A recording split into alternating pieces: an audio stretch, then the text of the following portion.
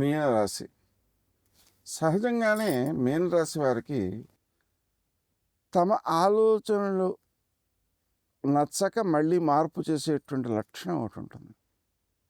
ఇది కొన్ని సందర్భాల్లో మంచి చేస్తుంది, ఉత్తమమైన ఆలోచన రావడానికి ఉపకరిస్తుంది. కొన్ని సందర్భాల్లో నష్టాన్ని కలగజేస్తుంది. మరి నష్టం కలగకుండా ఎప్పుడు మేలు జరగాలంటే ఏం చేయాలి?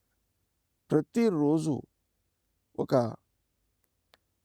2 గుప్పెళ్ళు బియ్యం అమ్మవారి దగ్గర ఒక కలశంలో పోస్తూ దానికి దక్షిణ కూడా ఏర్పాటు చేసి నెలకో 15 రోజులకో ఒకసారి ఆ బియ్యం తీసుకువెళ్ళి అమ్మవారికి ఇచ్చేయడం.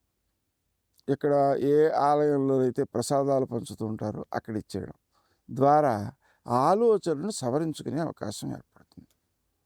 అలాగే వీరికి ఆదాయం 14, వ్యయం 11 ఉంది, బాగానే ఉంది, ఇబ్బంది ఏం లేదు. గౌరవం 7, అవమానం 2 ఉంది. ఈ గౌరవం 7 బాగుంది కాబట్టి మనం దాన్ని నిలబెట్టుకోవాలి. ముఖ్యంగా రాజకీయ నాయకులు తమకు ప్రజలు ఇచ్చేటువంటి గౌరవాన్ని నిలబెట్టుకుంటూ వాళ్ళకి చేయాల్సినటువంటి సహకారాలు చేస్తూ ఉండాలి. అలాగనే వృత్తి, ఉద్యోగాలు వీటిలో మనం ప్రతిదానికి ఘర్షణ పడకూడదు. ముఖ్యంగా కొంత వ్యతిరేకతలున్నా దాన్ని సర్దుబాటు చేసుకోవాలి. వ్యక్తులతో సంబంధం ముఖ్యం, అనుబంధం ముఖ్యం, అంతే తప్ప మాట ముఖ్యం కాదు అనే సత్యాన్ని గుర్తుపెట్టుకోవాలి. ప్రతి సమయంలోనూ బద్ధకం అనేది వెనకాల ఇబ్బంది పెడుతూ ఉంటుంది. ఆ శని యొక్క లక్షణం దానికి ఉందన్నమాట. ఇప్పుడు ఆ కారణంగా ఈ బద్ధకానికి తోడు ఇంకోటి ఏముంటుంది, అనారోగ్య భావన ఒకటి ఇబ్బంది పెడుతుంటుంది. అంటే అనారోగ్యం లేకపోయినా సరే అనారోగ్యంగా ఉంది అనేటువంటి భావన కలుగుతుంటుంది. అది కూడా మనిషిని ఇబ్బంది పెడుతుంటుంది. ఈ 2 దోషాలని అధిగమించడానికి శనికి సంబంధించినటువంటి నివారణ చర్యలు చేసుకోవాలి. ముఖ్యంగా ప్రతిరోజు హనుమాన్ చాలీసా పారాయణ చేసుకోవడం మంచిది.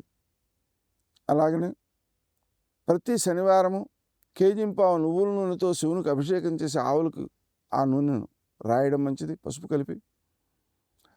1/2 కేజీ నల్ల నువ్వులతో శివునికి పూజ చేసి వాటిని ఆవులకు పెట్టడం మంచిది. అలాగే హనుమంతునికి ప్రతి శనివారము సింధూరపు పూజ చేయడం, అలాగే 21 అప్పాలు నివేదన చేయడం, ప్రదక్షిణాలు చేయడం, హనుమాన్ చాలీసా పారాయణ చేయడం మొదలైనటువంటివి చేయడం వల్ల ఈ దోషాలను మనం అధిగమించగలుగుతాం.